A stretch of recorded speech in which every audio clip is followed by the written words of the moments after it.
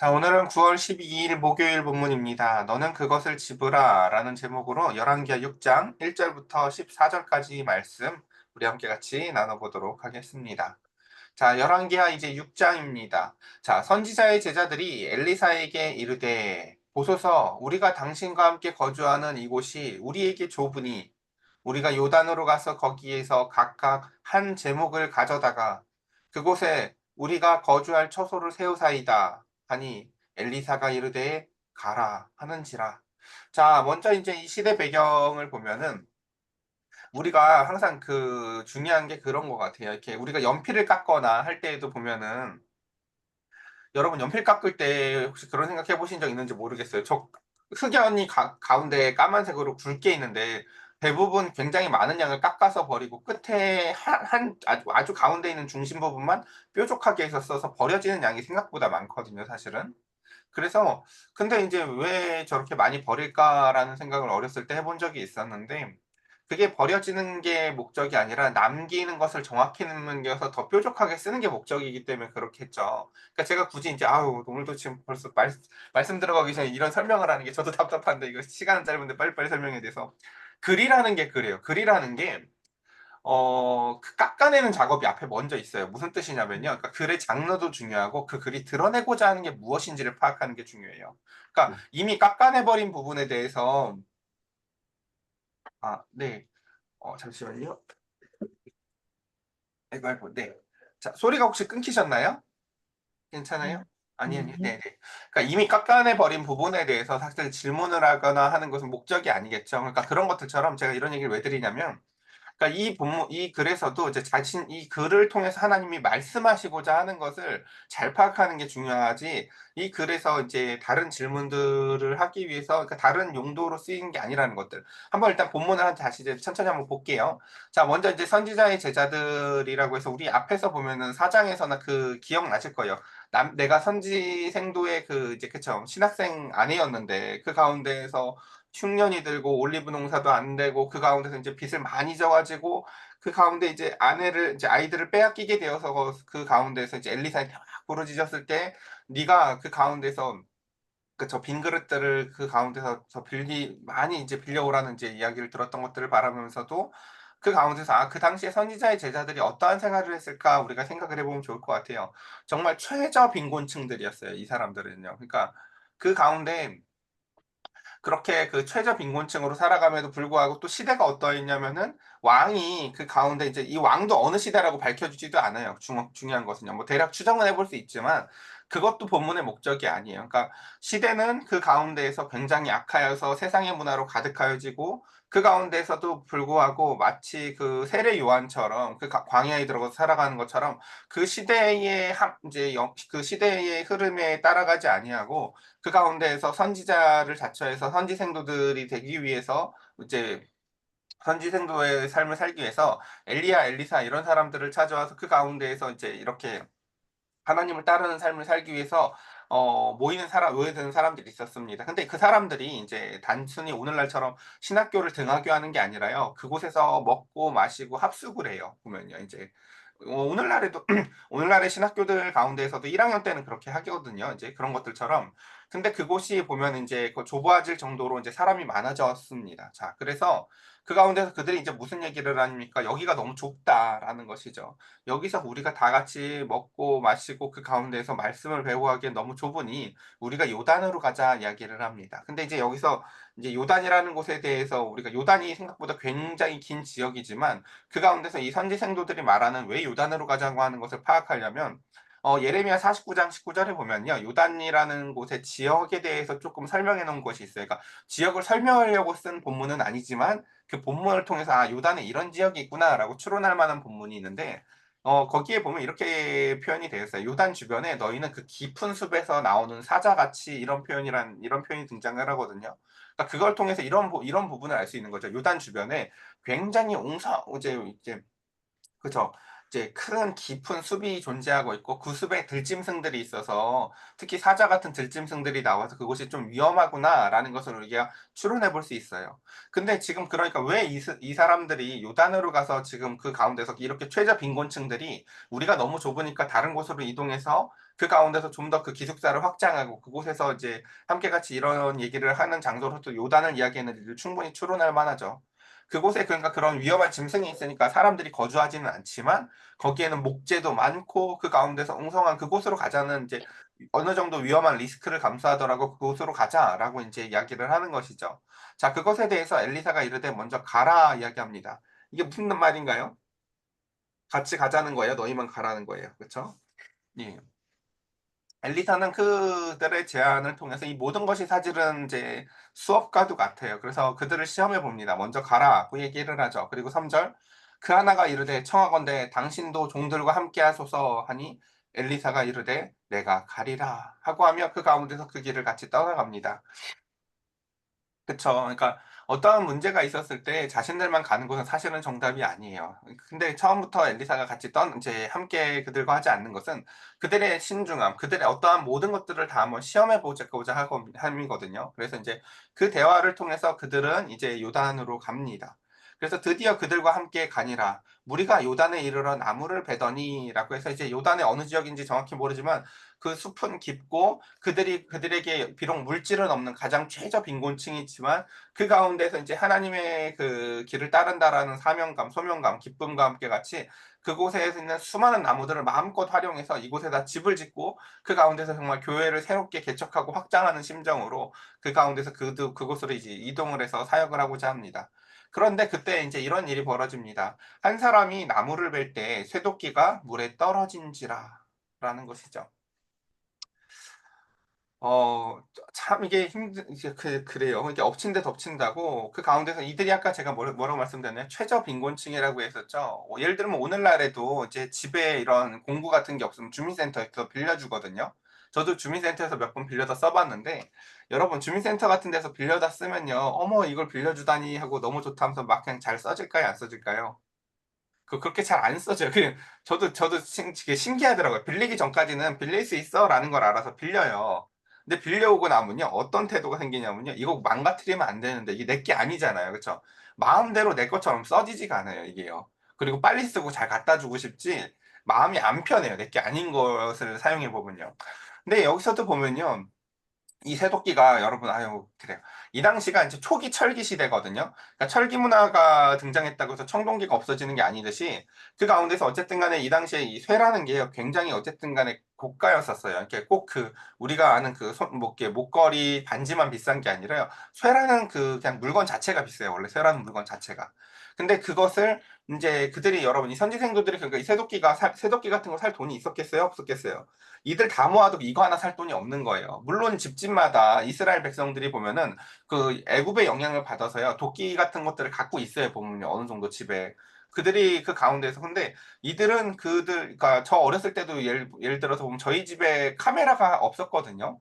그래서 친구랑 그 가운데서 어디 경복궁인가 놀러 가 가지고 뭐 숙제를 했는데 없어서 그 사진관에 가서 빌려 달라고 했어요, 제가. 그래서 빌려 주셨어요. 그런데 놀랍게도 제가 결국 경복궁에 가서 그걸 잃어버렸습니다. 그래서 이제 와서 거기 경상도 사진관이라고 사진관 아저씨한테 말씀드렸더니 진짜 정말 그 앞이 막막했는데 그래도 어떻게 이렇게 그냥 쪼끔 일하게 하시고 봐 주셨었어요. 어쨌든 그때의 기억처럼 그들이 그 가난한 그 선지생도들이 하나님의 이 일을 하겠다고 하나님의 뜻대로 살겠다고 그 가운데서 그 길을 가는데 그 쇠도끼가 물에 떨어졌어요. 그 물도 보면은 어떤 곳이냐면은 그 요단강이 어떤 곳이냐면요. 흐르는 강이에요. 근데 그곳이 아주푸에서 뭐가 빠지고 나면요. 어디로 갔는지 사실 찾을 길이 없는 강이에요. 그리고 이에 외쳐 이르되 자 오늘 핵심은 요 부분이에요. "아 내 주여 이는 빌려온 곳이니이다." 라는 것이죠. 우리가 여기서 인제 좀 이렇게 함께 같이 깊이 들어가기 어려운 지점은 뭐냐면요. 이 당시에 인제 그 세도끼가 굉장히 고가였다는 거 그리고 그들에겐 정말 아무것도 없었다는 거. 그래서 이제 이것은 이제 두 가지 길밖에 없어 보이죠. 첫 번째는 배상을 해야 되는데 그들에게는 돈이 없어요. 애초에 돈이 있었으면 이걸 샀겠죠 중고로라도요. 그쵸?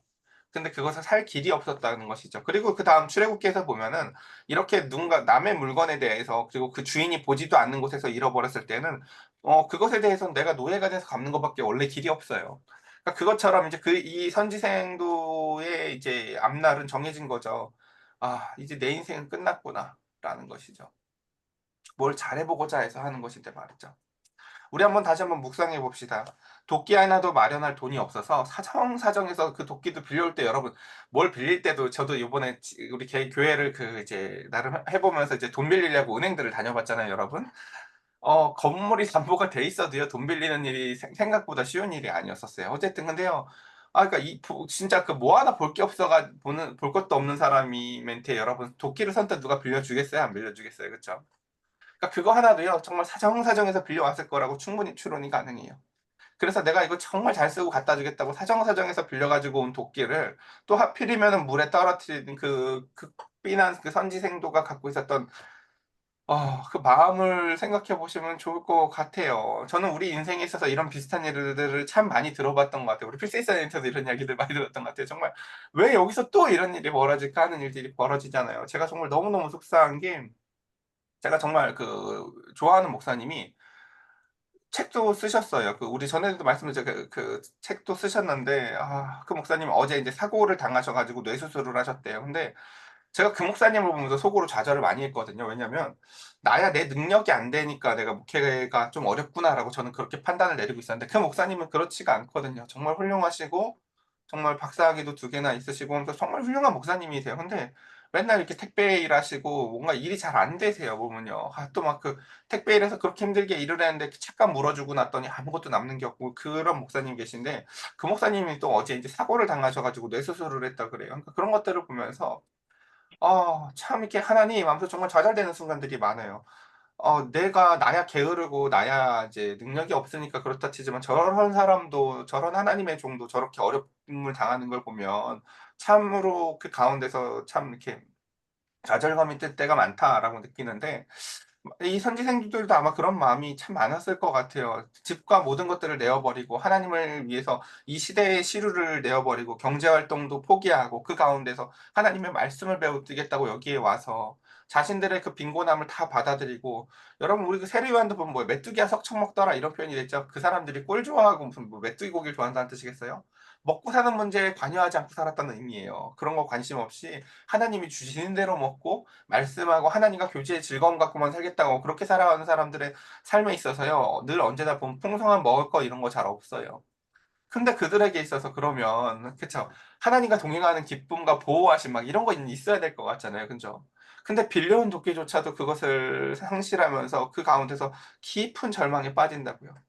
이걸 우리가 이제 장르를 바꿔서 동화책 이야기로 바꿔보면 딱 생각나는 동화책 이야기 있죠. 뭐예요? 금토끼, 은토끼. 그쵸?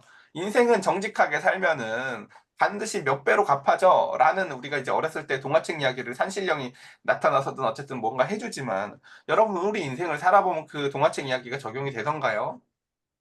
별로 그렇지가 않아요, 사실요. 네. 내가 정직하면 정직한 놈만 혼나고요. 거짓말한 애가 잘 숨겨지기도 하고요. 우리 인생이 사실 꼭 그와 같진 않다고요. 근데 이 새토끼의 이야기를 통해서 이야기하고자 하는 것은요, 그래서 그 동화책의 이야기를 훨씬 뛰어넘어요. 정직하고 신실해도 얘야 인생이 꼬일 수가 있단다라는 것을 얘기해 줘요, 먼저요. 정직으로만 인생이 다 해결되지 않아요. 그리고 그 가운데 여기서 인제 놀라운 이야기를 함께 같이 볼 텐데요. 이 세숫기의 이야기가요, 사실은요, 인간이 세례를 받고 또한 예수 그리스도께서 십자가와 부활하시는 그 이야기를 굉장히 잘 나타내 주고 있는데, 한번 그 얘기를 제가 이제 좀 더 이야기를 해 볼게요.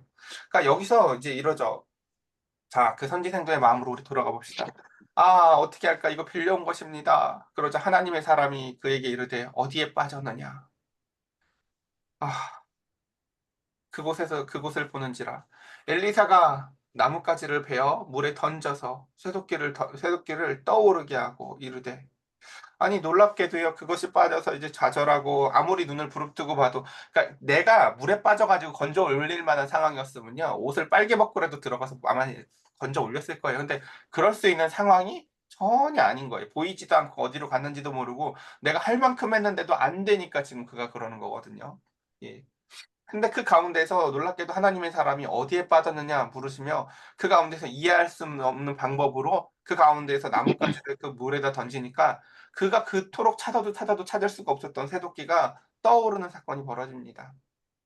우리 주일날 말씀 그래서 주일날 우리 나눴던 거 기억이 나요. 예. 그쵸. 막 이렇게 빈 그릇에 기름 찼다고 하면 기름이 아래서부터 위로 찼을까 막 이런 우리 이제 그 질문한다면서요. 그쵸. 그거 안 믿어져요. 그쵸. 우리가 이런 본문들 보면 이제 이런 의식을 갖잖아요. 근데 장르가 그게 아니라고요, 이게요. 그쵸. 그러니까 왜 장르가 그게 아니라고 얘기를 하냐면요. 그런 걸 설명하는데 진짜 관심이 없어요, 성경 본문은요. "너 그거 잘 안 믿어지지? 이렇게 했었어."라고요. 그걸요. 그 자세의 그 모습을요 상세히 기술하는 데는 관심이 없어요. 지금 이 본문에서의 핵심은 뭐냐면요. 하나님이 왜 이런 일을 놔두실까요? 이해가 안 되세요? 그죠? 여러분 그 도끼를 잃어버렸다가 다시 찾아요. 그럼 여러분 이제 뭐가 생긴 거예요? 아니면은 그냥 원래대로 돌아간 거예요? 그냥 처음부터 지켜줬으면 그런 일이 없잖아요. 그럼 그 처음부터 그런 마음을 잃어버릴 리도 없고 그쵸. 그리고 동화책보다 더 이렇게 뭔가 드라마틱하지도 않아요. 동화책은 쇠도끼를 잃어버렸는데 은도끼, 금도끼를 얻거든요. 이건요 더 얻은 것도 없어요. 사실 약간 잃어버렸던 도끼 찾은 거예요. 근데 이게 왜 그럼 그 동화책 이야기보다 훨씬 더 그 훌륭하고 그 가운데서 훨씬 더 중요한 일이고 '하나님이 왜 일을 이런 식으로 하는가.'라는 것이죠. 그러니까 사람의 생각과 하나님의 생각이 이렇게 다른 거예요. 사람의 생각으로 쓴 "정직해야지 복 받아."라는 동화책 이야기는요. 하나를 이렇게 내가 정직했더니 열이 얻어지는 효과를 얻었잖아요. 근데 놀랍게도 하나님은 하나를 잃었다가 하나를 찾는데 그 하나가 100이 되게 하세요. 자 한번 그 얘기를 한번 해 볼게요. 자 이르되 "너는 그것을 집으라." 이야기합니다. 그쵸. 그 앞에 우리 참 아까 얘기 드렸던 내가 모든 것을 다 헌신하고 이렇게 살아가는데도 내 인생이 꼬일 대로 꼬이는 그 가운데서 그의 좌절의 절망 가운데 이해할 수 없는 사건을요. 이해할 수 없는 방식으로 하나님은 그 사건을 다시금 구제하세요. 그러자 "너는 그것을 집으라." 하고 그 쇠도끼를 집었을 때 이 선지생도에게 다시금 다가온 이 쇠도끼는 어떤 모습으로 보였을까요? 그 사람이 손을 내밀어 그것을 집으니라. 여러분 이거 자 다시 한번 얘기해 볼게요. 여러분 이 책이 무슨 책이에요? 열왕기 하. 자 이 책 왜 기록했어요? 네. 바벨론의 포로로 간 그 자들이 "우리 애가 왜 이렇게 됐지?"라고 하면 왕들의 이야기를 기록하잖아요. 여러분 지금 뭐 잘못된 거 아니에요? 여기 왕 얘기가 어딨고. 더군다나 그 가운데서 지금 이 얘기는 여기 왜 기록이 됐을까요? 예. 그러니까 하나님이 왕이세요. 하나님이 왕이신데요. 하나님은 단순히 그 나라와 큰 어떠한 사건들에 대해서만 관심이 있으신 게 아니라 이렇게 세밀한 일까지도 하나님은 함께 하시는 분이시고 그 왕이신 하나님은 그 가운데서 우리가 그 도끼를 잃어버리는 것도 허용하시지만 그것을 또다시 찾게 하심으로 말미암아 하나님이 진짜 잃어버렸다 찾게 하는 게 뭐다? 사실은 그 사람의 마음이라는 거예요. 그러니까 진짜 죽었다 살아난 것은요. 쇠도끼 입장에서는 자기가 물에 빠졌다가 들어왔지만요. 하나님은요. 그 쇠도끼 하나를 통해서 사실은 그 선지생도를요. 죽음에서 건지세요. 마치 세례 받는 것과 진짜 유사하죠. 물속에 들어가서 옛사람은 죽어지고 다시금 나오면서 새 사람이 되어지는 것처럼 물에 들어갔다 나온 건 쇠도끼지만 정말로 그 가운데서 죽었다가 살아난 것은요. 바로 그것을 잃어버렸던 선지생도예요. 자신의 마음이에요. 정말 내가 그 가운데서 그것을 잃어버렸을 때 자신이 온전히 죽는 것을 경험하고 그것이 또다시 내가 이해할 수 없는 방식으로 떠올라서 다시금 그 새도끼를 자기 손에 집어들었을 때 그 가운데서 물에 빠졌던 것은 그것이지만 정말 새로워지는 것은 그 자신이라고요. 그래서 이것을 이렇게 설명을 해 볼게요. 그러니까 그래서 물에 잠긴 것은 도끼였지만 죽었다 살아난 것은 선지생도의 마음이다. 또한 하나님은 나라의 큰 일뿐만이 아니라 개인의 작은 일까지도 역사하시는 왕이시다라는 것이 지금을 말씀하시기 위해서 이 열왕기하에 이런 사건을 기록하고 있습니다. 그래서 우리는 저 앞에서 또 우리가 지금 큐티하다가 이제 쉬는 월요일 날 본문쯤에 그런 일이 있었죠. 원하지도 않았는데 그 가운데서 서로 은혜를 베풀다가 자녀가 생겼고 근데 또 그 자녀가 나타났다가 또 그 자녀를 잃으니까 나한테 애초에 이런 걸 왜 줘 가지고 이런 고통을 주나 싶었는데 그 가운데서 또 그 자녀를 살리시는 하나님의 역사의 이야기를 보면서 안 믿어져, 믿어져. 그 본문은 그게 아예 관심이 없어요. 그거 믿어라 하면서 적은 것도 아니에요. 그 뭐라고요? "그 뒤에 하나님은 일을 이런 식으로 하셔."라는 거예요 여러분.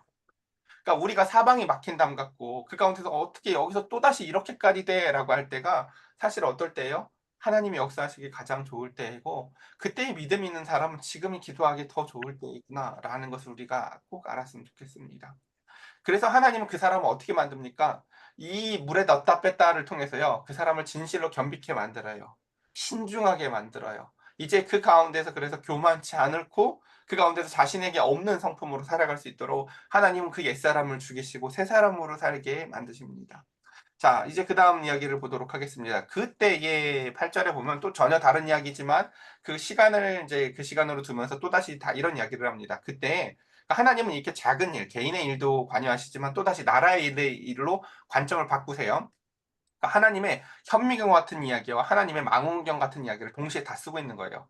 자, 아람 왕이 이스라엘과 더불어 싸우며 그의 신복들과 의논하여 이르기를 우리가 아무 데에 진을 치라 하였더니 자, 여러분 이 성경 기자가 얼마나 무성의한지 아시겠어요? 이거는 중요한 점이 아니야라는 걸 보여주기 위해서요. 아람 왕이 야, 여기다가 진을 치자 하고요. 그 지역명도 기록해 주지 않아요.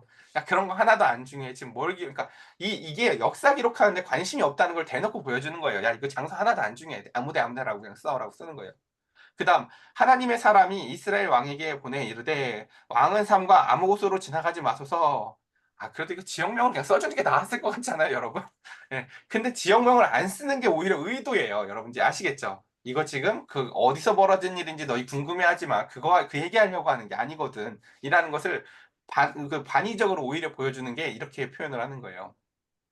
그래서 왕은 삼가 아무 곳으로도 지나가지 마소서 아람 사람이 그곳으로 나오나이다 하는지라라고 하며 아람 왕이 이스라엘 왕과 전쟁을 하면서 그 가운데서 이제 아람이라는 나라가 지역이 그렇거든요. 이스라엘 북쪽 위에 있었잖아요. 그러니까 이들에게 있어서는 제일 중요한 나라가 애굽이거든요. 그러니까 애굽이랑 교역을 해야 먹고 살아요, 아람은요. 근데 지나가려면 어딜 지나가야 돼요? 그러니까 이스라엘을 지나가야 돼요. 그러니까 이스라엘은 본의 아니게 늘 고통스러운 위치에 지정학적으로 놓여져 있죠.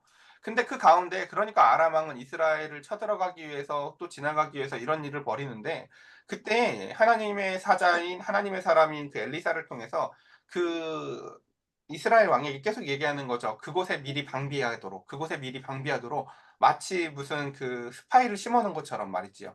10절 이스라엘 왕이 하나님의 사람이 자기에게 말하여 경계한 곳으로 사람을 보내서 방비하니까 그게 한두 번이 아니더라는 거죠. 그곳에 그 선지자의 말에 따라서 그곳을 방비했더니 그곳에서 놀랍게도 전쟁하려고 저기서 군사가 오니까 미리 화살을 날리고 미리 함정을 만들어 놨다가 그들을 도망가게 하니까 그것으로 말미암아 이스라엘 왕은 정말 그쵸. 하나님의 사람의 말을 들어서 누리는 유익들을 누리는 거죠. 그러자 11절에 이러므로 아람 왕의 마음이 불안하여 그 신복들을 불러 이르되 우리 중에 누가 이스라엘 왕과 내통하는 것을 내게 말하지 아니하느냐. 그쵸. 이제 왕 입장에선 이렇게 생각할 수밖에 없죠. 이거 분명히 지금 요 안에 그쵸. 이게 첩자가 숨어 있다. 누구냐? 야, 이거 말이 되냐? 여기서 회의한 내용을 매번 갈 때마다 그 넓은 국경선이 그렇게 넓은데 우리가 어디로 쳐들어갈지를 어떻게 알고 거기에 매번 그 국력이 우리보다 크지도 않은 이스라엘 군대가 거기에 계속 있냐? 그게 말이 되냐? 라고 이제 자신의 부하들을 의심하기 시작합니다. 그때 12절 봅시다. 그 신복 중에 한 사람이 이르되 우리 주 왕이여 아니로소이다. 오직 이스라엘 선지자 엘리사가 왕이 침실에서 하신 말씀을 이스라엘의 왕에게 고하나이다 라고 하면서요. 엘리사에 대한 이야기가요. 아람까지 퍼져 있어요. 우리 아람의 그 군대 장관이었던 나아만 이야기도 알고 있잖아요. 그렇죠? 그리고 그 잡혀갔었던 여종도 얘기하잖아요. 문제가 생기고 나니까 상처에는 후시딘인데 하듯이 문제는 하나님인데 하고 그죠? 예? 이거 우리 동네 갔으면 이거 그쵸 이거 그 하나님의 앞에만 서면 이거 해결될 텐데 이거 하나님은 능히 하시지 못할 일이 없으신데라고 그가 증언하듯이 말이죠. 그래서 그 신하들까지도요 보세요. 아람의 신이 있잖아요. 아람에는 신이 없습니까? 아람도 자기들 모시는 신이 있잖아요. 근데 이 가운데에서 사실 이 모든 문제의 배경 너머에 이게 영적이라는 것을요. 그 신하들도 알았다라는 거예요.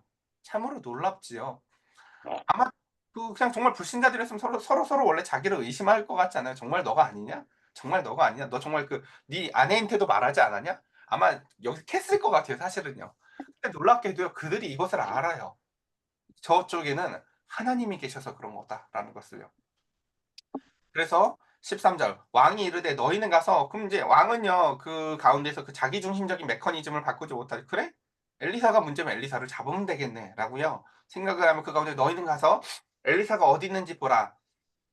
내가 사람을 보내어 그를 잡으리라. 왕에게 이르되 왕이 왕에게 아뢰어 이르되 보라 그가 도단에 있도다라고 얘기를 하죠. 도단이라는 지역 여러분 기억나실지 모르겠어요. 옛날에 요셉이 도망갔다가 이제 형들한테 뭐 그쵸 이제 도시락 갖다 주려고 이렇게 막 찾아가다가 그 가운데서 인제 도단에 갔더니 뭐 "형들 어디 갔냐?" 양들 뭐 이렇게 이렇게 이게 안 중요한 얘기예요. 자 어쨌든 도단 지 이따 지도를 보여 드릴게요. 어쨌든 "도단에 있도다."라고 하면서 그 가운데에서 14절에 보면은 "왕이 이에 말과 병거와 많은 군사를 보내매 그들이 밤에 가서 그 성읍을 애워쌌더라."라고 하면 여러분 인제 우리 한번 관점을 다시 엘리사에게 옮겨 봅시다. 자 엘리사 선지자가 돈이 있어요 없어요? 물질이 없는데도 불구하고 이곳저곳에 다니면서 하나님의 역사하심을 통해서 그 가난한 자들을 채워 주고 그 역사를 기록 참 보면서 엘리사는 그러니까 마음이 정말 부유한 사람이었을 거예요. 내가 응가 정말 그 베드로의 그 말이 생각이 나요. "내게 은과 금은 없지만 예수 그리스도의 이름으로 일어나라."라는 것처럼요. 내게는 그러한 너의 문제를 해결해 줄 만한 어떠한 것이 없지만 내게 있는 하나님이 너에게 역사해 주기를 축복한다 할 때마다 하나님은 참 많은 일을 해 주셨어요. 근데 막상 지금 방금도 그렇죠. 그 가난한 성지생도가 그 가운데서 하나님을 믿는 게 너무 고되고 꼬이는 일에 또 꼬여서 좌절하고 있을 때 하나님의 역사를 통해서 그 선지생도를 안아주고 그 가운데서 또다시 되찾은 그 새돋기를 통해서 '아 우리가 이 맛에 정말 그 신앙생활을 하는구나.'라는 것을 깨닫게 해 주지만 그 본인에게도 정작 문제가 생겨요. 그쵸? 그 사람에게도 지금 이와 같은 문제가 생기죠. 나 하나를 잡겠다고 이방 나라에서 쳐들어와서 그 가운데서 내가 있는 곳을 수소문해서 둘러쌌대요. 얼마나 그 가운데서 좌절이 되고 두려울까요. 그쵸? 그래서 "이에 말과 병거가 많은 군사를 보내매."라고 하면서 "그들이 밤에 가서 그 성읍을 에워쌌더라." 이야기하죠. 여기 말과 병거는 우리가 저 앞에서 사실 엘리야가 엘리사에게 그 가운데서 그쵸. 그것을 이양해 줄 때 그가 뭐라고 얘기해요? "하나님이 내 말과 병거십니다." 막 이런 것들 했던 거 여러분 기억나실 거예요. 그것처럼 그 가운데서 이제 말과 병거는 그 가운데서 이 당시에 최고의 권력이었다고요. 최고의 두려움의 대상이었다고요. 근데 그것이 인제 그 자신을 잡기 위해서 여기 도단이라는 장소 보이세요? 그 아람의 수도였던 다메섹에서 이 주황색 보면은 이렇게 막 이제 해서 이 "도단이라는 지역에 이제 이르렀다."라는 것입니다. 그래서 이곳에서 드디어 인제 엘리사를 에워싼 것입니다. 자 그래서 그다음 보면 아니 예 오늘 본문 여기까지입니다. 자 네 오늘 말씀을 정리하도록 하겠습니다. 우리는 오늘 두 가지 사건을 봤어요. 그러니까 국가적으로도 그 가운데서 하나님께서 그 엘리사라는 사람을 통해서 그 나라를 보호해 주시는 것을 봤어요. 이스라엘 왕 뭐 알아요 몰라요? 아무것도 모르고 잠만 자고 있을 때 하나님은 그들의 위기를 그 선지자를 통해서 "얘야 지금 그곳으로 적이 쳐들어오니 그곳을 방비해라."라고요. 그곳을 지키는 그래서 우리 잠언에도 그런 얘기 있죠. 아무리 지키는 자가 깨어서 경성에서 지키려고 해서도 그 가운데서 하나님의 은총이 없으면 그것은 다 허사다라는 거 압니다. 우리가 인생을 얼마나 열심히 살았는지 심지어 금도끼 은도끼처럼 우리가 인생을 얼마나 정직하게 살았는지가 인생의 관건이 아닙니다. 그건 기본이고요. 그 너머에 그러니까 그때 하나님께서는요. 우리의 좌절의 순간 가운데 하나님이 우리에게 가르치시고자 하는 것이 있습니다. 저와 여러분들의 삶 가운데에서 정말 그 참 빌려온 쇠도끼를 가지고 요단 숲가에 가서 내가 그 무서운 들짐승들을 등지면서도 하나님의 일을 하는데 그때 이해할 수 없는 환란이 우리에게 찾아올 수도 있을 것입니다. 그러나 그때는 그 가운데 하나님이 지켜주시지 않는 것이 아니라요. 꼭 안 지켜준 것 같잖아요. 그러니까 이걸 수학적으로만 계산해 보면 어때요? '처음부터 안 잃어버리게 해 주면 되잖아.'라고 할 수 있어요. 근데 그렇지 않아요, 여러분. 그 좌절의 순간 가운데서 그것을 잃어버렸다 찾으니까요. 그게 이제 영원히 내 것이 되어지고 영원히 하나님의 것이 되어지고 그 가운데서 내가 죽었다 살아난 그래서 우리 주 예수 그리스도께서도 마찬가지죠. 처음부터 능력을 그냥 발휘하시면 되지 왜 십자가에서 죽으실까요? 왜 십자가에서 그 가운데서 무덤 가운데서 들어가셨다가 3일 만에 부활을 하실까요? 많은 사람에게 죽음이 무엇인지를 깨닫게 하시고요. 근데 그 가운데서 부활의 소망을 보여주시면서 잃었다 찾았던 도끼처럼 그 죽음을 넘어서 다시금 부활하신 우리 주 예수 그리스도의 은혜를 통해서 신자는 그 가운데서 그 어둠의 시간에도 그 모든 것의 어둠 너머에 생명의 권력을 가지고 계신 하나님을 바라보며 소망을 잃지 아니하고 내가 죽었다 살아난 겸비한 자로서 살아가게 하시는 하나님의 능력을 찬송하는 자들이 되었으면 좋겠습니다. 오늘 우리 함께 같이 이 시간 기도했으면 좋겠는데요. 그래요. 저도 우리 옛날에 우리 피디쌤이 이렇게 막 뭐 어떤 어려움들 당하셨을 때 얘기 들어보면요. 똑같은 마음이 들었어요. 속상하고 '하나님 좀 지켜 주시지. 하나님 거기서 왜 또 이렇게 하시나.' 뭐 이런 이야기들 생각이 들 때가 참 많았어요. 근데 그 너머에 보면은 성경은 항상 이런 이야기들을 해요. "네가 알지 못하는 그 가운데서 나는 저를 더 깊은 곳로 데려가서 더 깊은 은혜 가운데에서 다시금 살게 하여서 저가 잃어버렸던 것이 사실은 도끼가 아니라 내가 저를 다시금 찾았다. 우리 잃어버렸다가 찾은 동전 이야기, 잃어버렸다 찾은 양 이야기, 잃어버렸다 찾은 아들 이야기들을 우리가 누가복음에서 그래서 기억하시죠? 하나님은 도끼를 잃어버렸다 찾게 하지만 사실 얘야 네가 내 도끼란다. 내가 너를 찾았단다. 봐봐라. 너 나랑 이제 더 찰싹 붙었잖아. 라고 하면서 아이들 아팠다가 조금 이제 마치 사춘기가 돼 가지고 아이가 조금 멀리 떨어져 가지고 이제 조금 신통했던 자녀가 이제 아파 가지고 그 가운데서 그를 막 정성으로 돌봐주면 어떡해요? 찰싹 달라붙죠.